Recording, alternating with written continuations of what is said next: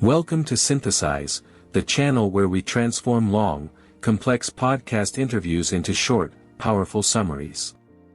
If you want to save time while still getting the best ideas, make sure to subscribe and turn on the notification bell. Today, we are diving into the Joe Rogan Experience MMA Show with top UFC middleweight contender, Brendan Allen. This isn't just a conversation about punching and kicking, it is a raw, unfiltered look at the physical toll of elite performance, the dangers of street fighting, and the mental warfare required to succeed when the world is watching. As Brendan bluntly puts it, nobody fights at 100%. Let's get into the mind of a modern gladiator. Full interview link is in the description. We start with one of the most controversial aspects of the sport. While fans see the fight, they rarely see the dangerous game played on the scale. Brendan and Joe discuss how some fighters manipulate the system to gain a massive size advantage, calling it what it really is. He would weigh 226 when he would fight for the 185-pound title. Crazy. Doesn't even make any sense. I don't get how you can put on that much weight. The most I ever put on was this last fight. I was 207. Bro, he gained 40-something pounds. I don't get it. 40 pounds. In a day. Blows my mind. What does that feel like? This highlights a critical issue in combat sports, the fight before the fight. Brendan emphasizes that extreme weight cutting isn't just strategy, it's a loophole that allows massive fighters to compete against smaller opponents, often at the cost of their own long-term health. Fans often assume that when a fighter steps into the cage, they are in peak physical condition. Brendan shatters this illusion, revealing the terrifying list of injuries he, and almost everyone else, carries into battle. Very, very rarely. And I just don't know how to pull. Like, I've never pulled from one, knock on wood, I haven't pulled on one fight in my career, and I've been pretty messed up. I think my worst was when I fought Evolve, to be honest. Resilience isn't just about taking a punch, it's about showing up when your body is broken. This revelation changes how we view performance. Success isn't about being perfect, it's about managing pain and performing despite it. Sometimes the enemy isn't an opponent or a broken bone, but your own biology. Brendan opens up about a thyroid issue that drained his energy and nearly derailed his career, proving that even elite athletes can ignore the warning signs for too long. They gave me that, and they were like, hey man, I'm gonna let you know. I was fighting in three or 4 weeks in France, and they were like, hey, this is gonna take a month and a half, 2 months to regulate and fully settle out. I was like, I don't got that kind of time. Just give me enough to where my. This is a stark reminder of the sacrifices athletes make.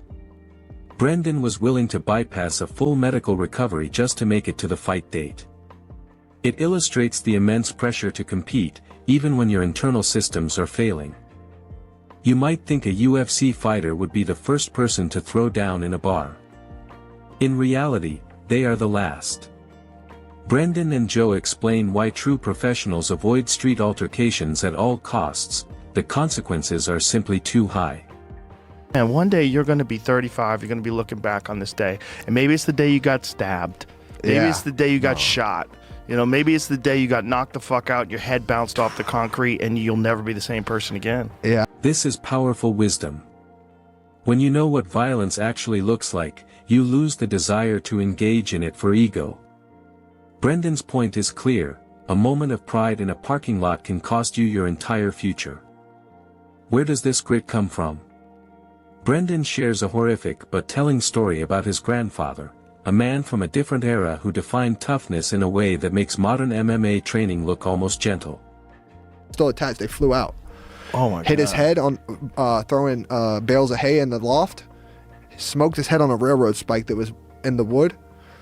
Cracked his skull. He didn't know till 2 days later. They said if he would. These stories serve as a benchmark for Brendan. When he compares his struggles in the octagon to a generation that smashed fingers and cracked skulls without complaining, it puts his own pain into perspective. Joe and Brendan discuss specific injuries that haunt grapplers. If you wear a wedding ring while training, this next clip might make you take it off forever. It's a graphic warning about a phenomenon known as sheathing. But it's called sheathing because it pulls all your skin off the bone like a sheath you would stick I've a seen knife that. Yeah, in. I didn't know that's what it was called. That's what it's called. It's like a sheathing. Yeah. Here's some of these injuries. I thought like that. Bro, look at that. Dude. Ew. The first time I ever seen it was someone in a gi. It got caught in the gi. Oh my God. Ripped, really? like you said, took the skin off. Yeah, he had the red ring and he had This is a practical, visceral lesson in safety. It underscores the specific, often gruesome hazards of grappling that most people never consider. Sometimes the smallest accessory can cause the most catastrophic damage. In a sport where limbs snap, panic is the enemy. Brendan recalls the composure of kickboxer Tyrone Spong after a leg break. It's a masterclass in stoicism, accepting the reality of a bad situation instantly.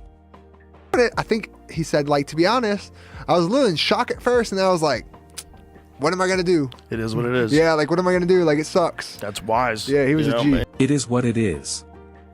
It sounds simple, but in the midst of trauma, it is a superpower. Acceptance prevents panic, and preventing panic is the first step to recovery, whether you're in a cage or facing a crisis in daily life. We often think of fighting as an individual sport, but the voice in your corner can change everything. Joe Rogan critiques coaches who just scream, hit him, versus those who actually provide technical solutions when things are going wrong. I'm like, oh my God, tell him what to do. He knows how to fight. Get on top. Tell Get on top. Tell him what to do. Stand up. And I get it. You only have a minute. I get it. And I get it. Everybody's panicking if things are going wrong. I get it. But my God, it's been different. Having a good coach, having like a Faraz Sahabi type dude in your corner who just really. This applies to leadership everywhere. When someone is struggling, they don't need motivation, they need instruction.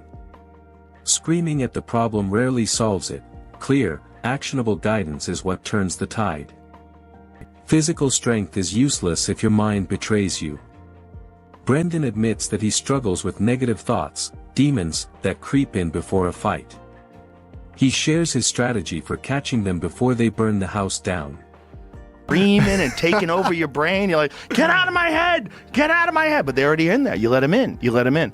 And sometimes they have to burn your house down before you realize what the danger is of them getting inside your head. Right. And so then the next time you've got to come up with a strategy to. Mental discipline is an active practice.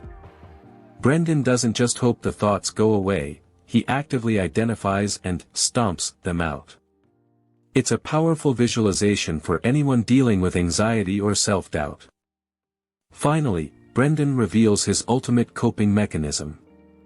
It isn't toughness or suppression, it's vulnerability.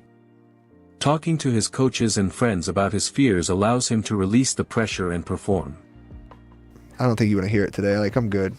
He'll ask me that a couple times. Eventually, I'll just let it out, and then I'm good. I'm good. Like it's almost like you have to tell somebody what's going on inside your head, and if you keep it inside your head, there's the wings. The wings are coming. Demon. This contradicts the stereotype of the stoic fighter. Brendan shows that true strength includes the ability to vocalize fear. By speaking it into existence, he robs the fear of its power, clearing his mind for the battle ahead. Brendan Allen's journey reminds us of three critical things. First, that toughness isn't the absence of injury, but the will to perform through it. Second, that ego is dangerous, whether it's in a bar fight or refusing to tap. And finally, that your mind needs coaching just as much as your body does. I want to leave you with this question: when the demons start running around in your head, do you let them burn the house down, or do you have a strategy to stomp them out? If you found value in this breakdown, please hit that like button and comment your thoughts below, it really helps the channel. Don't forget to subscribe for more synthesized wisdom. Thanks for watching.